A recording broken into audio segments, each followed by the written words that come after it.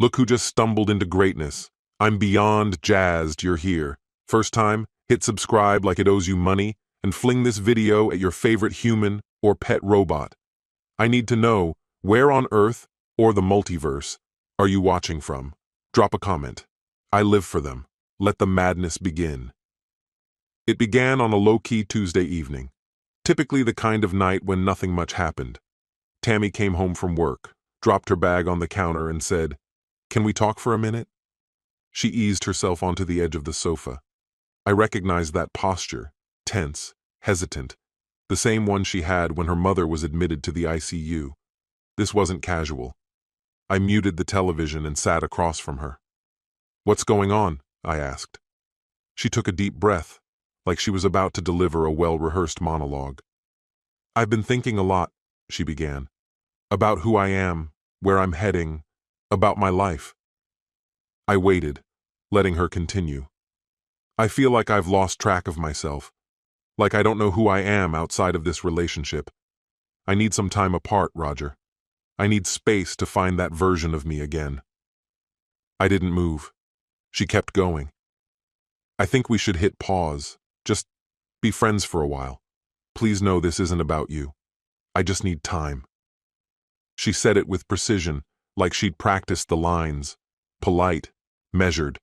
I could have asked if someone else was in the picture. I could have pushed back. But I didn't. This wasn't new to me, not with her, but I'd seen the pattern before. When someone tells you they need space, the decision's already carved in stone. The talk is just the formality. So I gave a quiet nod. "All right." Tammy blinked. "That's it? You're not going to say anything else?" She sounded almost offended. "Well, isn't this what you asked for?" I said. She hesitated. "I don't know. I guess I didn't think you'd accept it so easily." "I'm not taking it well," I said. "I'm just not going to beg." She lowered her eyes. "I'll stay with Paige for a few days. Give us both a breather." "Take the time you need," I replied. "Just send me a message before you come back." She gave a strange little half smile, then disappeared into the bedroom to pack.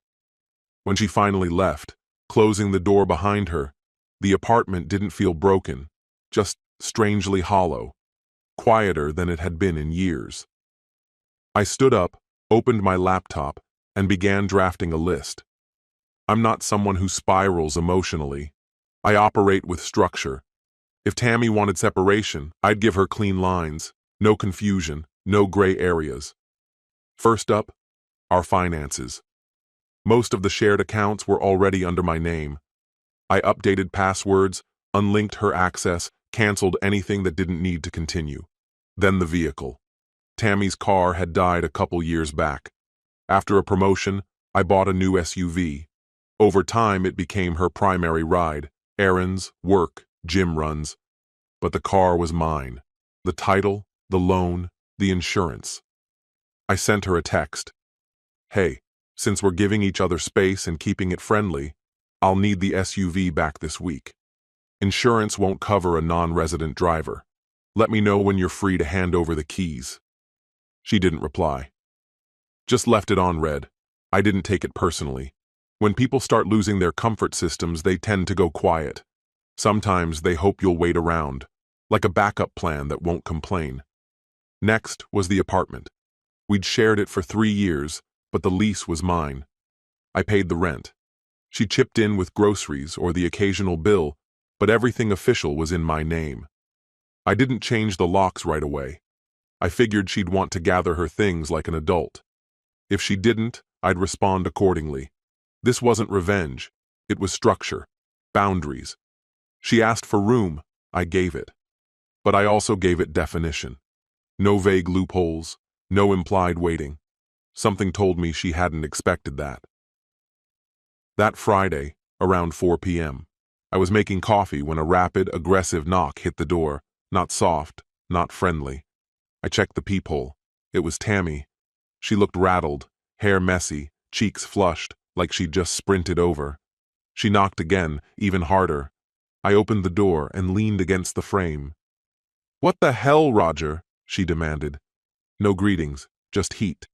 I kept my tone even. What's the problem? You locked me out of everything. Then that message about the car? I nodded. You said we're just friends now. Friends don't share logins or vehicles. Her jaw clenched. I said I needed space, not to have my whole life ripped apart. I didn't tear anything down, I told her. You made a choice. I'm just following through. I never said it was over. I just needed time. You're being extreme. I met her eyes, calm but clear.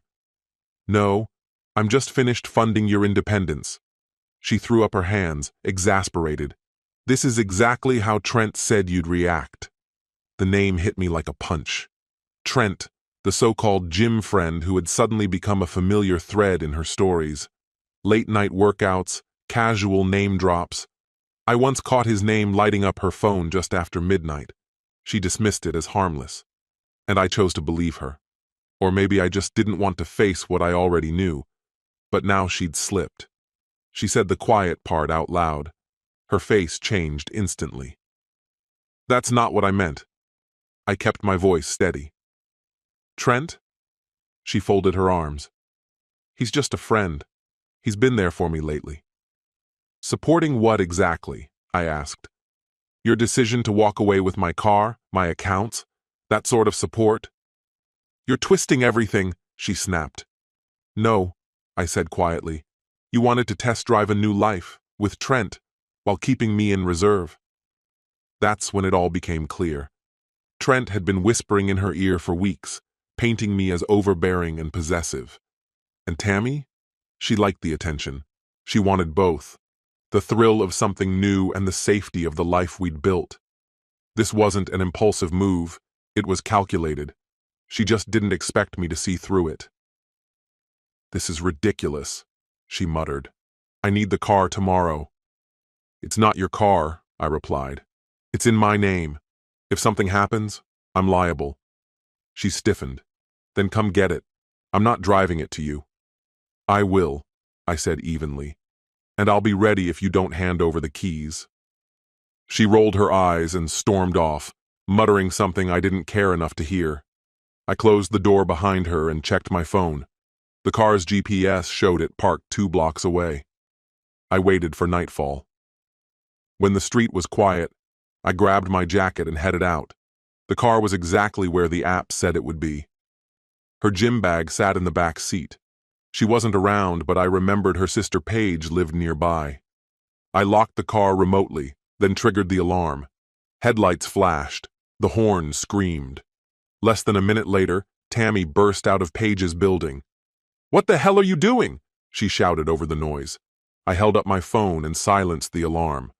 Really? She said, incredulous. You couldn't wait one more day? I texted you 2 days ago. You mean the message saying you'd drop it off soon? I'm done waiting, I said. I'm taking back what's mine before someone else does. It's just a car, Roger. Not to me, and not to the DMV.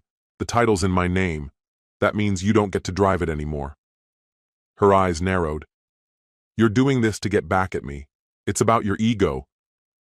If this were about revenge, I replied calmly, I'd never have sent a text. I would have left the alarm going. I'd have filed a police report by now. She stared at me, caught between defiance and defeat, then pulled the key fob from her bag and slapped it into my hand. As I turned away, I said, I hope Trent was worth it. You have no idea what you're talking about, she snapped. I didn't answer. Back at my place, I locked the door, twice, and sat down to make a list. First, change the locks. Second, install a camera. Something told me she wasn't done. By Sunday, the new locks were installed. I didn't feel calm, just removed. A gap now existed between what we had and what I was walking away from. That night, I set up a camera above the front door. No blinking lights, no obvious wires, just quiet, watchful protection. Then came Monday morning. I was in the middle of a meeting when I saw the notification. Subject: follow-up on external complaint. Even though I mostly worked from home, I still came into the office once or twice a week. HR had received an anonymous tip over the weekend. The message accused me of being volatile, aggressive, of recently threatening an ex-partner. It was formal, polished, just vague enough to trigger an internal review. But I didn't panic. I already knew who sent it. I was summoned to a conference room where Jonathan, my manager, and Melissa from HR were waiting. Melissa opened her laptop, turned it toward me, and said, "We have to follow up on this, even if the complaint is anonymous." The email claimed I was domineering and aggressive, referencing a vague incident with a car. I remained calm as I read. Then I leaned back and explained, "This wasn't random. It was retaliation.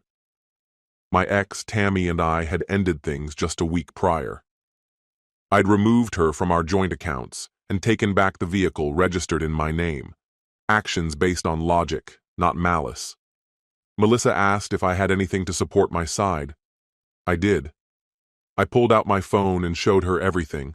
Dated text messages requesting the car, app logs showing account changes, and screenshots. That's when Jonathan finally broke his silence. He looked at me and said, "This doesn't sound like the person I've worked with for 6 years. Melissa reviewed the evidence, nodded thoughtfully, and said they would record the matter, but wouldn't pursue it further.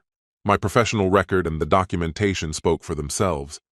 The issue was officially closed. I left the meeting feeling level-headed. But at 12:13 that night, my phone buzzed with a motion alert from my home security system. When I checked the feed, I saw Tammy on my porch. She was wearing a hoodie, scanning the area nervously. She tried unlocking the door with an old key. It didn't work. She tried again, then jiggled the handle. After standing there silently for nearly a minute, she turned and left. I saved the footage 3 ways, on my device, in the cloud, and on a backup drive. I didn't contact her. Instead, I sent the video to her sister Paige with a brief message. "Thought you should see this. I think she's been staying with you." 2 hours later, Paige replied, "Are you serious? I didn't know she came by. She said you locked her out with no warning. I thought you were being heartless." I didn't respond. There was nothing more to say. The next morning, my phone rang with a number I didn't recognize. It was Gordon, Tammy's father. He was a straight-talking construction worker and didn't waste words. "Roger, we'd like to come over tonight. Karen will be with me." I agreed without hesitation. Tammy had clearly given them her version of events, but Paige had now seen mine. They showed up at 7:12 p.m. Karen looked tired, Gordon unreadable. She spoke first. "We just want to get the full story. Tammy told us one thing. Paige showed us something else." "I can show you," I said simply. I played the video. The room fell silent. When it ended, Karen stared blankly. Gordon finally spoke. "She told us you blindsided her. Said she was kicked out suddenly." "She asked for space," I replied. I respected that. Karen's voice softened, almost breaking. She said it was a minor fight, that she was just staying with Paige while things settled. I showed them everything. Texts, proof of account changes, her message about the car, even the HR email. I never used Tammy's name. I didn't need to. The truth was clear. Karen's voice dropped to a whisper. "She's our daughter, but this isn't okay. We raised her better than this." "I figured," I said. Gordon stood. "I need to speak with her." "Put it on speaker," I suggested. He didn't hesitate. Tammy answered, "Hey, Dad." "We're at Rogers," Gordon said, his voice calm but sharp. "He showed us the footage, the messages, the complaint. Why were you at his door with a key in the middle of the night?" There was a long pause. "It's not what it looked like," Tammy said. "I just wanted to check on him. I didn't go in." "You had no reason to be there," Gordon replied, "and you lied to all of us." Tammy's voice started to shake. "He's trying to ruin my reputation. He took my car. He locked me out." "We're done, Tammy," Gordon said, and hung up. He turned back to me and gave a nod, quiet but firm. "We're sorry for everything." Tammy never came back herself. Instead, she sent movers. I let them in and pointed to the few things she'd left. A couple of boxes, a dresser, some art. No words exchanged, no tension. They were gone in half an hour. After that, I blocked her. I deleted the security footage, but I kept the HR email. Not out of bitterness, just as a reminder. Being cautious doesn't mean you're overreacting. It means you're ready. The apartment feels calm again. Not empty, just settled. Not cold, just mine. Sometimes I sit on the same part of the couch where she once asked for space. I gave it to her, though not in the way she imagined. People mistake control for strength.